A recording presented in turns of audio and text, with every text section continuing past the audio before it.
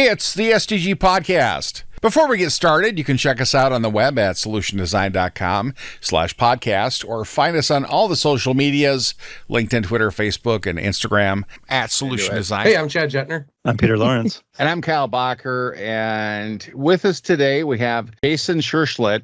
Trying to spell that last name. And he is our head of product. And he did a thing. There's a thing out there called the Pollinator. And we're going to talk about that today. So first off, we did a podcast a long time ago about product. And it's out there. So we're going to be talking about product a little bit. But if you want like a better overview of product, check out that podcast. This one, we're going to focus on this cool thing you did that I really like called the Pollinator. So Jason, do you want to kind of kick us off with a little bit of your background and then what you're doing with this? Yeah, thanks, Kyle. Again, my name's Jason Scherschlitt, and I am SDG's head of product. I've been with SDG nearly 4 years, but I'm a longtime friend of SDG's and even a former customer of SDG's. My career has essentially been in digital product management and product strategy, and for over 23 years, I've worked in various product leadership roles for a variety of interesting organizations. And I lead our product work at Solution Design Group. The Pollinator, as you mentioned, is a new product-focused newsletter, an email newsletter that I publish, our product practice publishes on a monthly basis, that essentially is a digest of great product thinking from around the web, from other great product thinkers. So I subscribe to the newsletter and I've read through all of it and I really like it. I like the lead-ins to the other content you're providing, kind of the setups, and I love the writing. Jason's a good writer, if you didn't know that. And he's got a mastery of language that I do not possess. So when I read that stuff, I'm always blown away. Jason is my go-to when I need to figure out things like, should I put a hyphen between oofta? And then not only does he have the answer, but he has the lineage of the answer. So basically any grammar question I have, it's Liz Truss and Jason Scherschlitt are my two go-tos. Liz Truss, she wrote the Eat, Shoots, and Leaves book, if you remember that. Yeah. Yep. Wait. Don't leave us hanging. Is there a hyphen or no hyphen? No. Two separate words. Oof and da. Right. Individually. Blew my mind. I've been hyphenating oofta since forever and have recently changed. Yeah. I'm glad we got that settled. That's always good to have that stuff nailed down, right? Because otherwise. So I was gonna go ahead, Peter. I don't want to step on you. I was just going to ask another question. Like, hey, tell me about this Pollinator and how it got started. That's what I was going to ask. Yeah, wonderful question, guys. I'll answer you both. So the Pollinator, I as Kyle mentioned, I've always been at heart a writer, and I find the way I understand what I think about things is by writing about it and kind of analyzing it through language. And I've got a long professional career, kind of at the intersection of language and writing and digital products. So it's sort of a natural way for me to express and share how I think about product matters is through writing about it. We have at SDG a bunch of very vibrant Slack channels. One that I think is really quite active is our product Slack channel, where internally anybody who's involved in our product work, or even people who are just sort of adjacent to it, experienced design folks, project delivery folks, etc., share articles, discuss some of the matters that are, included in those articles, and have quite a lively discussion. I, in my work as a product strategy consultant with our clients, am often running into, new people with new problems, et cetera. And even, after I'll be engaged with them in a consulting engagement, I'll think, that guy over there would benefit from reading this article. Or I ran into a situation a year ago, and I remember, this company was kind of dealing with a certain situation of prioritization or measurement or whatever. And I came across an article that seems to make sense. And occasionally, of course, I'll send them off to an individual in an email with a little bit of context. But then just thinking about that collection of, as well as our vibrant internal community, as well as my interest in history. I've written newsletters and other, previous jobs. I thought, I should just start publishing this stuff in some sort of a newsletter. So that's sort of the genesis of it. Started, I kind of conceived of the idea earlier this spring. We had a test issue early in the summer, and we've now published a couple more official issues, and we'll continue to do so on a monthly basis. Yeah, that Slack channel was sort of the pre-Pollinator. Yeah. You were posting like a lot of kind of this stuff in the same vein. Yeah, absolutely. Talking about it. Yeah. So it's actually a little testing ground now for what goes in the newsletter. There's been a couple things that I've, gotten a little chatter going on our internal channel and thought, oh, this seems like a topic that's worth sharing with others and points of view that are worth sharing with others. Yeah. I also would love to emphasize that while at the moment, I don't think there's a word in one of the first few Pollinator issues that wasn't written by me, it's not just a one-man thing. I mean, this is an SDG production, and while you'll probably get a lot of my voice, I'd love to start getting some, guest contributors, et cetera. So I think we've got a pretty good path forward for doing that as well, to elevate other voices at SDG and other perspectives, et cetera. Monthly, is that how does that feel? Does that feel just about right for the size and the length? And yeah, I think so. I mean, we aren't intending it to be, a daily rundown of what's happened in product, nor do we want it to just be kind of random or occasional or ad hoc. That monthly rhythm, I think, is frequent enough that it can kind of get a little bit of kind of rhythm and expectation, et cetera, but not so frequent that it's not something we're able, even just through capacity, I've got other work to do with clients, et cetera. So I think that monthly will work pretty well for us. And, as good product folks, this is all an experiment. I mean, what we're trying to do here is, build good thinking among SDG's customers or prospective customers or friends of SDG or friends of SDGers, anyone who ends up subscribing, getting them kind of smarter about their product practices and more in tune to the way product is done well, and perspectives on product from other thinkers and writers across the internet. And if we're not doing that, because maybe it's not frequent enough or we're not hitting enough, the right topics, et cetera, we adapt. I mean, that's, fundamental to the notion of building good products is nice. You adjust all along the way as you learn what's working and what's not. Even, at some point, you'll say, boy, this thing isn't doing any good for us anymore at all, possibly. And then we say, well, maybe we should shut it down or find a new format or whatever. I mean, that's not the plan, but let's not kill it off just yet. Yeah. And we're also announcing that it's done. No more Pollinator.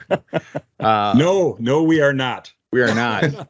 We're excited. But it's good that it's not just a blind feed of product news. Exactly. Yep. Yeah. And it's curated. It's curated. Yep. Yeah. Yeah. And there's a nice big subscribe button and form, all that stuff. So Jason, go ahead. Technology companies usually don't become publishers of newsletters, right? That's not usually, or unless you're IBM. I've devoured many a red book in my day. Sure. But so this isn't usually kind of our jam. What was the impetus for, I mean, you've already talked about why it exists. Yep. Why are we getting into the publishing business? And what is your fugue state outcome? Like, what do you want to have happen in a year with this? Yeah, great question. So I guess the first thing I'd say is, well, technology services companies like, Solution Design Group with our wonderful roster of software engineers and project managers and business analysts and QA folks and data architects and all designers, UX researchers, et cetera, all the wonderful talent we have on our team. And that's our kind of our core way of putting our mission into the world. I would say that almost every modern organization, and this is one of the interesting things about the 30-year rise of the web, has to have become a publisher in some way. You have content that needs to be written and edited and managed. Right. You have to kind of, develop standards and processes and editorial processes and some of these things that maybe you aren't quite used to. So my first point is that even if companies may not think we're a publishing company. In fact, you kind of are in the modern world. I'd even go so far as to say this very podcast is an example of, SDG as media company. Here we are, creating a video and audio program. Using technology and publishing it out into the world for an audience. So we need to kind of think like publishers and content creators, et cetera. So that's kind of my first response to that. The second response is that it's all on a continuum of fulfilling whatever SDG's purpose or mission is, which I would say is, we exist in order to help our customers, the companies of the world, particularly, local to us, but we work with people all over the country, et cetera, and even the world, to help companies get better at creating good technology and digital products so that they can solve problems for their businesses and for their customers. That's why we provide consulting services to our clients. And since that's really the mission of Solution Design Group, providing content that helps explain good product practices is just another way to fulfill that mission. Obviously, it's a different business model. This is a free newsletter versus, paid consulting gigs, et cetera. Yeah. But it's really, I think, well aligned with what SDG exists to do. Well, when I look at this and I've looked at some of the posts you've done in our insights section on our website, it looks like one of the challenges with product is that product thinking is getting people to that. Like there's a gap, knowledge gap. We're not, I don't know how long. I mean, products have been around forever. Product thinking, product mindset, all that has not. So to make that shift happen, it does take a lot of knowledge transfer. New ways of working, new practices, how you measure success, what you celebrate. Those are things that change quite a bit in sort of a product-led or product-driven model. And we do a lot of it. We actually work on, traditional project-driven. How are we going to get something done to meet its requirements by its dates, on its budget? We do a lot of that kind of work, but we also work increasingly often, and this is a lot of stuff that I help lead, in these product models where the goal isn't get the thing done on time and on budget, and then we call ourselves, satisfied. Right. That might have just built the wrong thing well. Might have just, not done the thing we should have done. We did it on time and on budget and with the right resources, but it actually didn't delight the customers or build the business, et cetera. And celebrating outcomes, what are the things that we're doing for a business or for our customer base, is what we want to do in a product mindset versus just celebrating the fact that we got things done. You mentioned, Kyle, blog posts in our insights section of the solutiondesign.com website. There's one I wrote a while back now. I think it's called Let Them Eat Cake, which is, about this very thing. What causes you to put cake in the break room? What do you celebrate? Because we're all familiar with the ritual of somebody brings in treats because we did a thing. But are you, putting cake because you got a thing done that you actually don't know if it's going to actually deliver an outcome? Or are you celebrating that you caused some change to happen? And so my whole sort of thesis of that post is put cake to celebrate outcomes, not just stuff that you've executed. Avoid early cake. Yeah. I mean, I'll take cake anytime. Don't get me wrong. But it's great.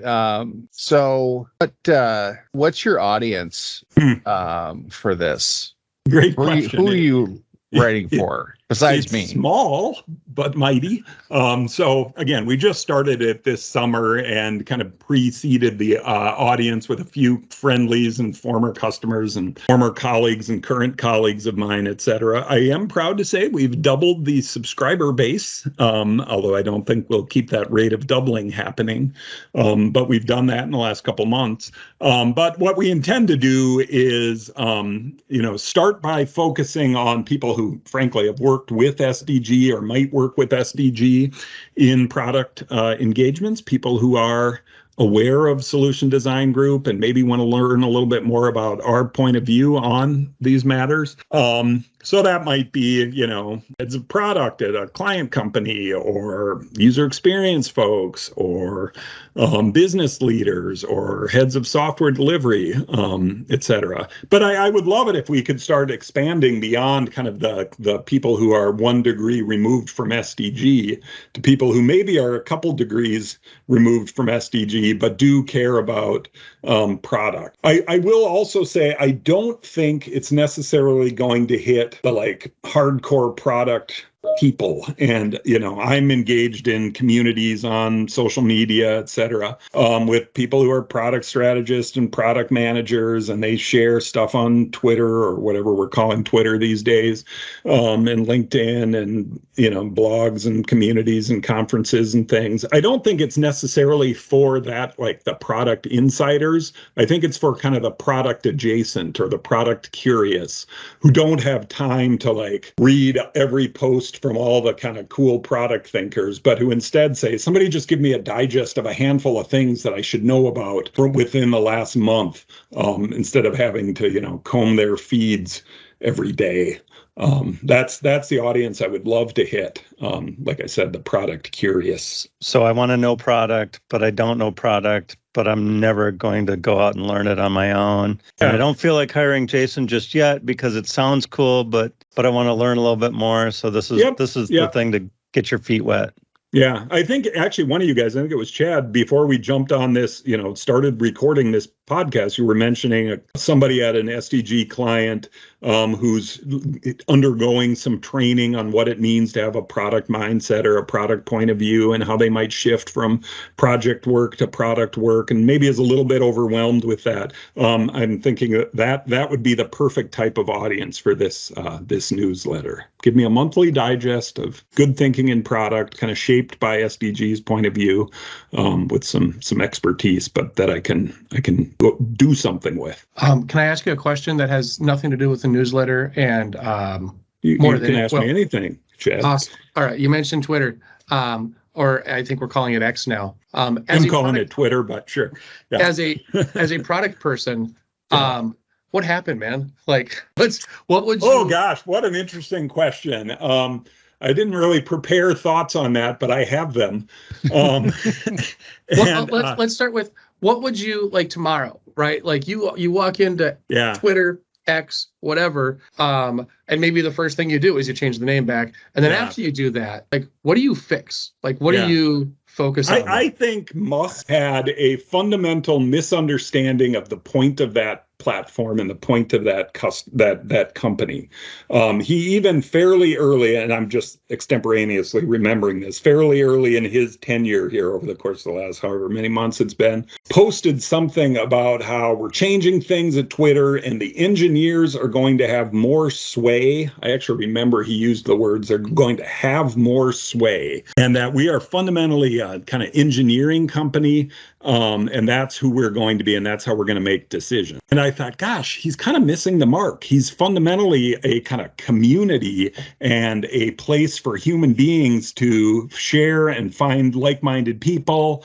And he seemed to be kind of discounting what I'd call like cultural and social community value and really mission of that platform. The technology obviously needs to enable it, and I'm not going to dispute that he should make good technical choices. But I think that choice right there, like, let's forget about the actual purpose of what this thing is for, probably has led him to make some weird decisions. It's amazing that if they are a technology company, if the engineers have a lot of sway, it's down an unbelievable amount for a company focused on engineering. Right. That's funny. Yeah. Yeah. And then there was the whole blue check debacle where he just totally seemed to misunderstand the point of that. And he thought it was about looking cool and like, shouldn't we be able to just buy yourself a blue check, et cetera, instead of about kind of verification of actual people and things, so that we understand when we're following somebody who says he's LeBron James, we know that really is LeBron James, and he wants people to be able to buy their way into fame. for the low price of a few bucks a month, which again, I think is a fundamental misunderstanding of value prop and kind of purpose. So anyway, that's my quick analysis off the cuff. Thanks for asking and putting me on. So you could Elon, go in, if you're listening, you could go into, I'm just going to call it Twix, Twitter X, and give them a hand, help them do some user research, market studies.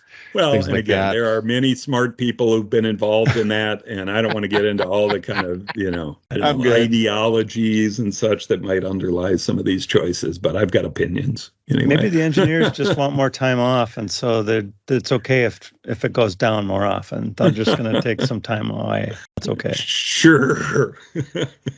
You seem to misunderstand when engineers get called into the office, Peter. It's not, site's down, sweet, we can take a week off.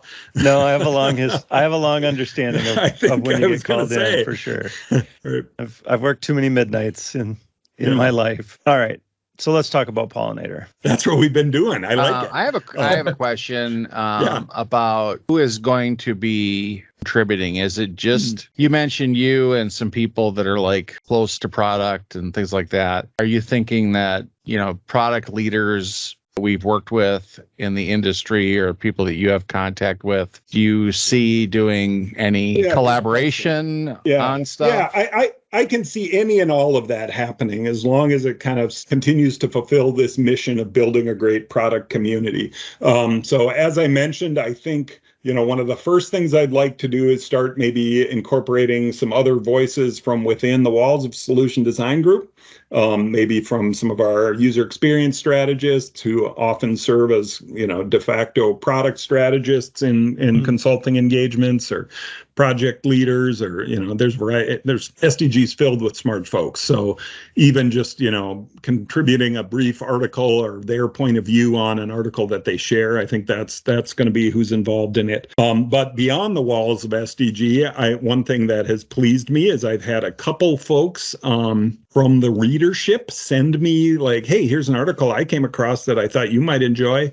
And in a couple cases, I think I've included them in the Pollinator. So I want to continue to do that as well, like encourage. And I need to kind of think through how to use the tech platform we're using. And we, enable commenting or do a little bit more to try to get, collect insights from readers. So I think, we could start getting, content from people outside of SDG. And then, as you mentioned, Kyle, even beyond that, maybe even some, I could imagine something like a brief interview with a product leader who explains how they handle something, et cetera. Again, all with this mission of connecting people from across the product community through great practices, content, problem solving, and those sorts of things. The Pollinator name, calling it the Pollinator. Yeah. To me, I looked at that and I was like, well, that's kind of weird. Yeah, it is. But it's very intentional, Kyle.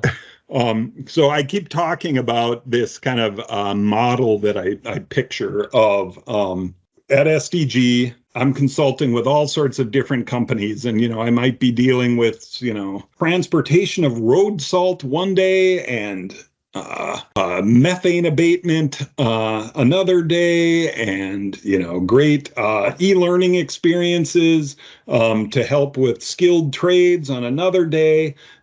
So we kind of are in different domains and working with different companies and customers and people with different experiences all the time. And the metaphor I've always used for that, and I've used this frankly for many years, is I feel like I'm a honeybee in a garden, and that what I'm doing and the value I might bring to that garden is I'm just kind of flying around from one flower to another. And as you do so, if you understand the way pollination of gardens works, those bees and butterflies, what we call pollinators, fly around and bring pollen literally to help fertilize the entire garden, so that as a bee flies around, the whole thing starts to bloom. And that's why, you need bees to make gardens, et cetera. So when I think of kind of my role as a consultant with our clients, I often just kind of have in my head this idea of a bumblebee flying from flower to flower. And that's the metaphor I ended up using. That's why I called it the pollinator, because I think that's kind of the mission of the publication too. It's a bumblebee thing. Are you worried about cross-pollination? No, I like cross-pollination. That's the point. That's where we get all sorts of interesting, growth and et cetera. Yeah. I'll actually say, sometimes we use in software making, all language is kind of metaphorical. And a lot of times we use these kind of factory or manufacturing types of metaphors. It almost sounds like kind of an assembly line. Something goes from one thing to the next. And I've always thought those metaphors don't really reflect the way great digital products end up getting created and the way teams work together, et cetera. And I've always kind of liked some more organic type of metaphors like gardens, because maybe unforeseen things happen, like weather happens to a garden, or there's drought, or things that you kind of need to take care of, and weeds crop up, but you can kind of tend the whole thing. So I oftentimes think a good product manager or product leader kind of operates like a gardener in helping kind of prune and shape and grow and watching the whole thing bloom. So I've always liked that kind of set of metaphors for digital products. So was the newsletter hosting choice, was that just fortuitous, or? That's totally coincidental. What you're referring to is that the third-party newsletter platform we're using is actually called Beehive, Beehiiv, so 2 I's and no E in Beehive. And that's just a fairly popular, relatively new newsletter hosting platform. The fact that it's called Beehive and uses this bee metaphor, and I'm calling our thing the pollinator, is totally a coincidence. In fact, I'd already settled on calling it the pollinator well before I looked around at what platforms we might use, and that was not at all a factor in selecting it. Although it is just kind of a fun coincidence. It's fun. It's I was just it has to be coincidental, but it totally is. Yep. It's just really cute. Yeah. Yep. So, is this a good place if somebody doesn't know a dang thing about product and just heard some buzzwords floating around and was curious about it? Is this a good place for them to go? Is this a new product person friendly environment? Yeah, I'm not going to dissuade anyone from reading it, and I hope it's kind of welcoming to the new product thinkers, etc. I wouldn't say that it's just like an introduction to product, depending on when you first read an issue, you're not going to necessarily get like product 101, tell me what, the basics of a value proposition is, and how do I think about my users, and the problem statement, and the solutions framed as hypotheses and measurement. And I mean, we'll hit on all those kinds of issues over the course of publishing these things. But you might get some content that I would call is fairly advanced product thinking. Managing multiple portfolios of kind of complex products, and you might get some kind of basic stuff just depending on any issue. None of this stuff is becoming a great product leader, while it's really an art and a practice, and I think it requires a lot of skill. It's not like you just can learn it by reading something, nor is it that the things that you do read are so kind of arcane and tough to grasp that you have to, you can't handle some of the advanced concepts. A lot of it is fairly sensible. Make things that respond to the needs of your customer and be willing to pivot, and empower your teams to go do it. It's some of these kind of really basic ideas that we reinforce. I was reading one of your posts. I don't know if it was a Pollinator article or on our website, but it kind of made me think of that Zig Ziglar quote, if you want to get what you want, give other people what they want. And that's not exactly the quote. As I said it, I realized I'm off a bit, but it's basically, if you give people what they want, you get what you want back. And it seems like product thinking is around kind of serving the customer, the end user, knowing your users, doing that user research, kind of understanding what they need, and then providing it. I think you're right. There is, some kind of core values, I think, to product thinking include things like humility, empathy for other people, understanding that what I think we should do might actually be wrong, and that we have to kind of learn or discover the product that's going to win the market instead of presuming we know it. I think that's what you're getting at there, Kyle. Yeah. That idea of generosity, humility, empathy. These are all great values, for living a life as well as for managing a product. That's interesting. You don't hear those terms bantered about for projects or anything like that, right? That's all getting it. What's that? Or for developers. Well, we try to be a little. Okay, you're right.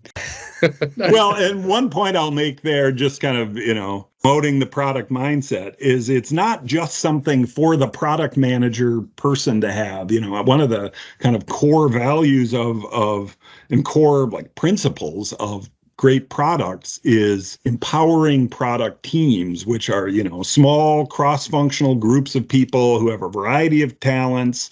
Get me a high, that there's kind of this classic product triad, which is the product manager who worries about things like business value, viability, the product designer who worries about usability, desirability, and the product engineer who worries about things like feasibility. How are we going to make this thing happen?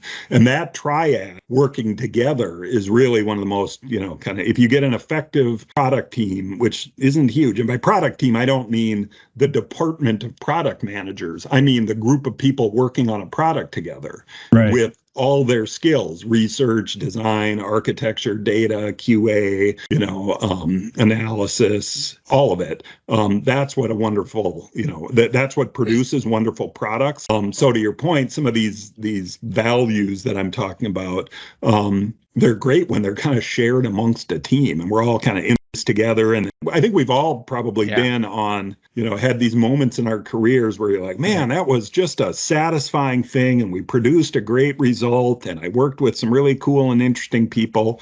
And that's the kind of thing that I think, good product thinking can enable and empower. It's more at the front of the product mindset rather than sort of a product, so to speak, of the product mindset, right? Yeah. Right. We redid our intranet, and I look at it's called the HQ. I look at it like it's a product. Yeah, great. Because it's in service to our organization, and there's different things out there for different people.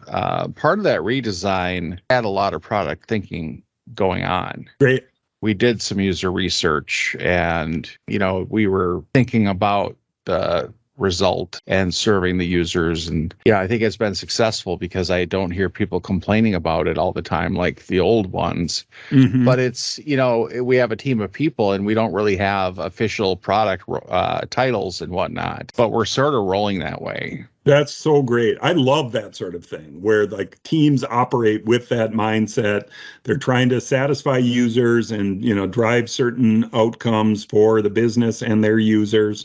And that's product work. You don't need to be called a product manager, product strategist, or product owner to have that mindset. Yeah, and like you call it a mindset, and it's not a rigid, like what's the word for it, process, recipe or formula or something, right? Yep. So it's just having that and working that way, you're fine. You don't have to define all of the things around it. You might end up getting there, but it doesn't mean you have to have all that kind of in the hopper to start. Yeah.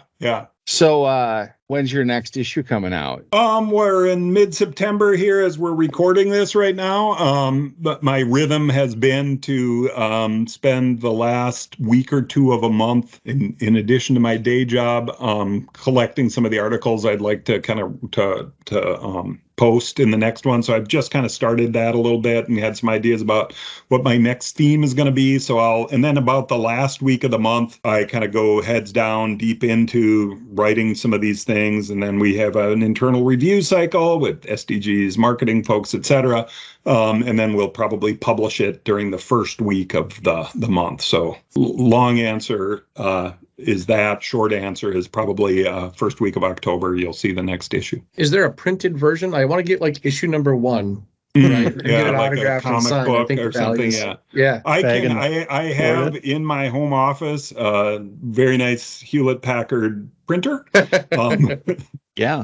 And they actually owe me some instant ink that has gone with their little subscription service, and apparently it's on its way.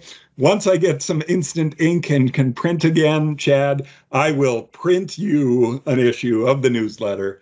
Maybe we can, frame it with a little photo or something, and I could even sign it for you, and then you can have the collector's edition. And then you have to call it issue 1 of volume 1, issue number 1, etc. I actually excellent. In my head use that schema for our Pollinator right now. We're in volume 1. We're going to have issue 3 coming out or whatever. And so they're all around a specific theme and kind of. Yeah. I mean, we're try to target it. Bees are flying around a garden here, Peter. So there's a little bit of it's not always, despite the use of the word beeline, bees don't fly in a straight line, man. Bees don't travel in a beeline, do they? Right. So yes, there's kind of themes and such. I've got some ideas on stuff to explore in the next few issues. You'll probably be seeing something on the notion of product market fit. You'll probably be seeing some things on the notion of minimum viable product versus minimum lovable product and kind of other ways of thinking about that sounds interesting. First products to get into the market. These are just some kind of ideas I have of stuff to write about. And again, I want to emphasize one of the great things about the Pollinator is it isn't, hey, this is what this guy at SDG with a funny long last name thinks. This is what he's come across or what we've come across that we think is worth sharing from other product thinkers. There are all sorts of great bloggers and writers and newsletters. I mean, there are newsletters that have hundreds of thousands of subscribers. I'm not trying to be, we don't need just another one of those, but maybe a digest of some of the thinking from some of these other publications. Well, I've seen you walk in the office with your shoes covered in pollen from tons of different plants. And so it's not just your pollen, it's not just your garden. Yeah, that's my point. It comes from it. I'm just the bee, the pollen's coming from all these other, I'm sorry, I'm exhausting this metaphor. To get you a bee hat or something. Yeah. This Prince, how do you pronounce Principe, that's just that's Italian. So one of my little design motifs, and I don't know if this will last forever, but partly because I like getting imagery that's in the public domain and can be used freely without, royalties and such. So I've been finding from, public domain websites and Wikimedia Commons and things, imagery that's old. And that last, you're referring to the last Pollinator issue, which I called Principe del Pollinator. That's because the image I used as kind of the header image is the frontispiece from a 1640s book called Principe del Disegno, and I forgive my pronunciation, but it's Italian, which was Principles of Design, and I talked about principles and product principles in my intro article. So that's all. Yeah, I think that article is something that somebody could arrive at that's cold. Yeah, totally. And learn a lot about product that way, getting those core principles. Any chance this could be every 2 weeks? There's always chances for everything. Again, we're evaluating how well this is working. It's probably that'll be a matter of capacity and management. But again, if we start saying it isn't just a one-man show, sure, some of those sorts of things could happen too, because then we can distribute the labor a little bit.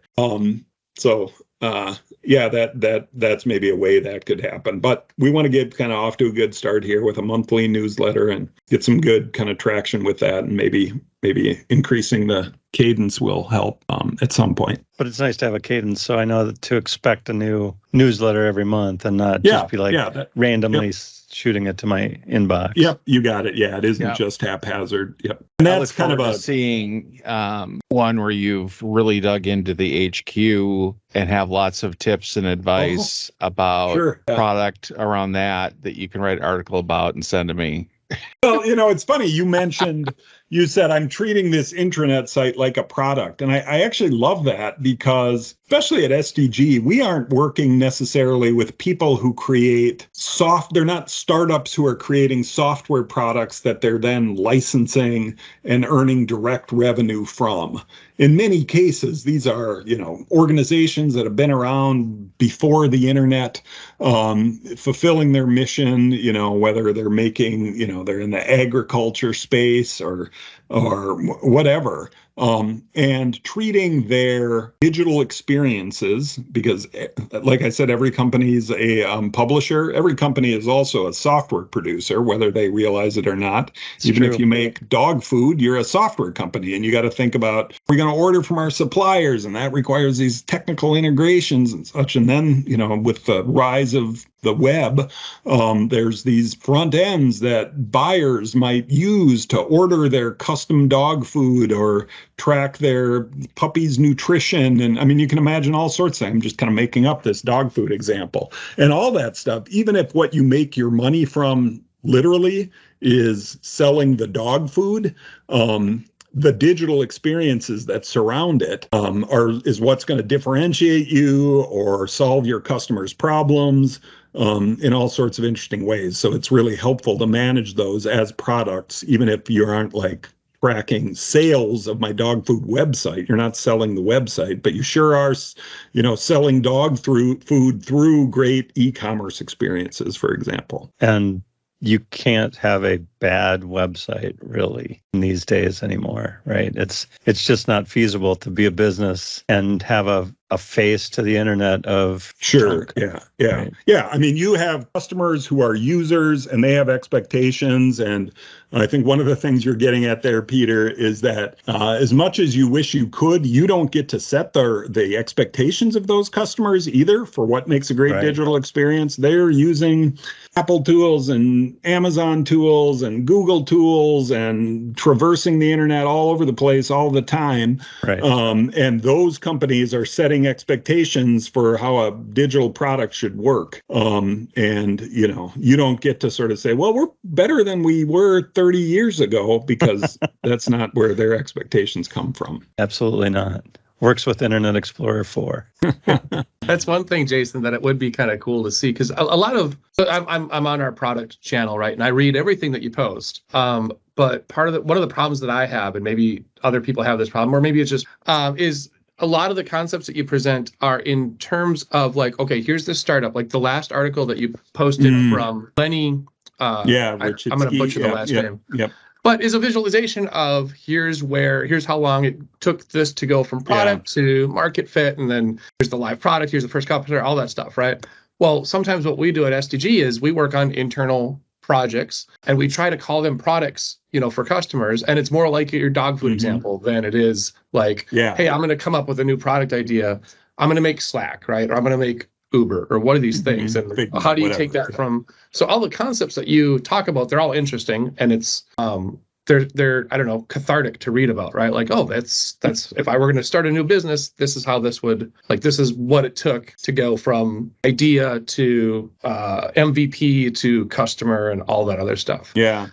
Sometimes for guys like me, it's harder to tie those concepts into, well, I'm building this internal product, an insurance company. Yeah, a trading desk at a whatever. Yeah. Yeah. And so how do those ideas apply to those situations?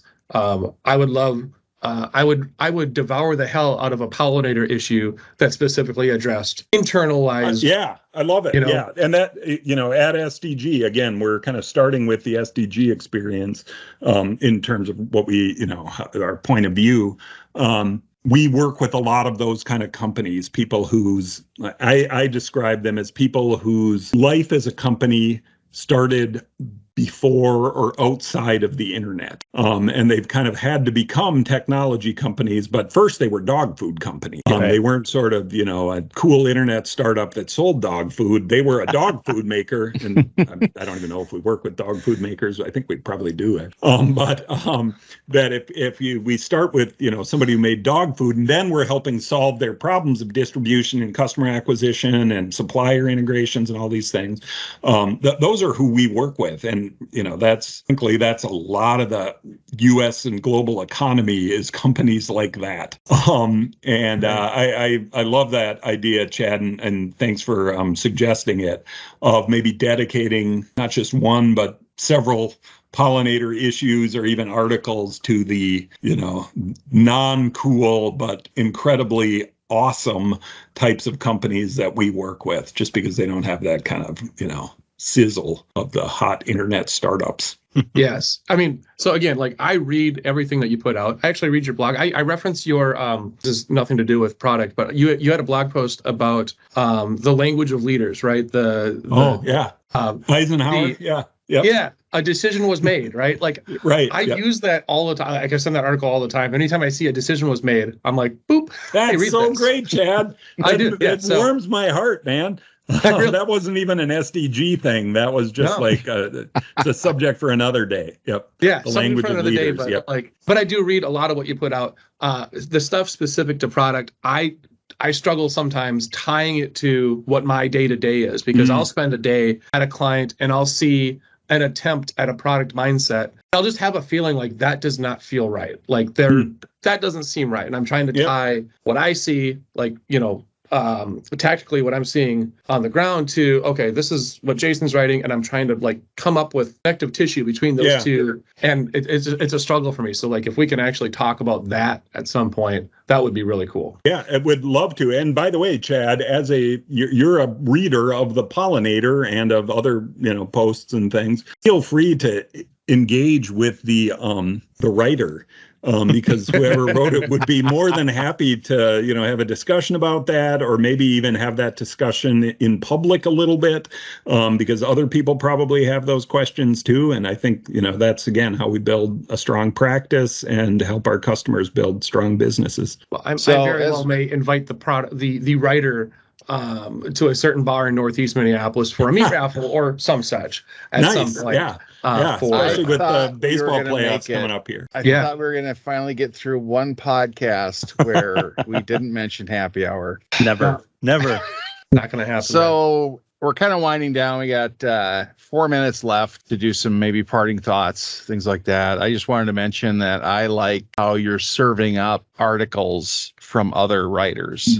And putting those kind of synopsis in, examples, and it's really helpful to get that and then dig into those articles. And I will admit, in this product in the garden, you referenced an article about Fender guitars and how the market wasn't guitar players, it was people that wanted to play guitar. I have a Fender Telecaster that I bought 2 years ago that I played for about a half an hour. So I am right in their target market. Yeah, that was just an awesome article. Like I think of that as like this go-to case study. And as you guys were talking about, it's not a company that just makes software. They make guitars, but they are using their digital experiences to hit these first-time buyers of the product, people who want to learn how to play the guitar.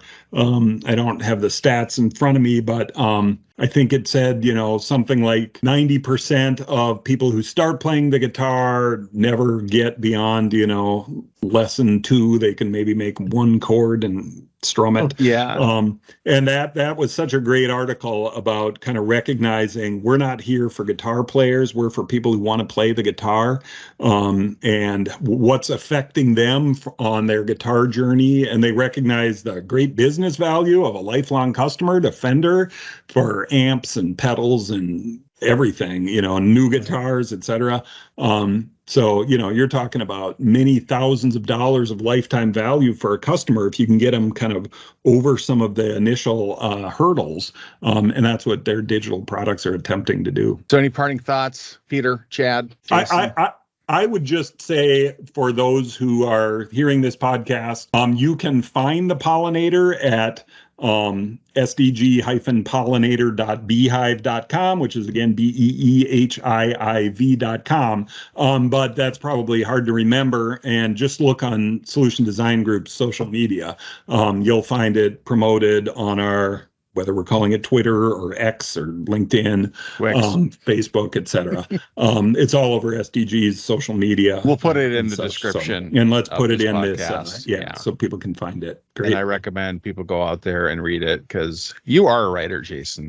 If you don't see yourself that way, you are a writer. No, I do see myself that way, actually. That's kind of, like I've always said, even though I do this digital product work, I just kind of approach everything as a guy whose core and interest in education and everything is just. No one says I love sentences unless they're a writer. And I've heard you say that. Chad, I do. Peter, any parting thoughts? Yeah, UFTA is 2 words, no hyphen. There you go. I know that thanks to Jason and so many other things. I would say, obviously, based on this, subscribe and pay attention to the Pollinator. It's coming at you. Great. Awesome. Jason, thank you very much for being here again. We appreciate it. Peter, thank you for joining us. Hi, Chad. Thanks, guys. Awesome. No, thank you, Chad. With that, we'll say goodbye, everybody. Goodbye. Don't leave. Solution Design Group is a digital product consultancy in Minneapolis. Check us out on the web at solutiondesign.com or look for us on Facebook, Twitter, LinkedIn, and Instagram at Solution Design Group.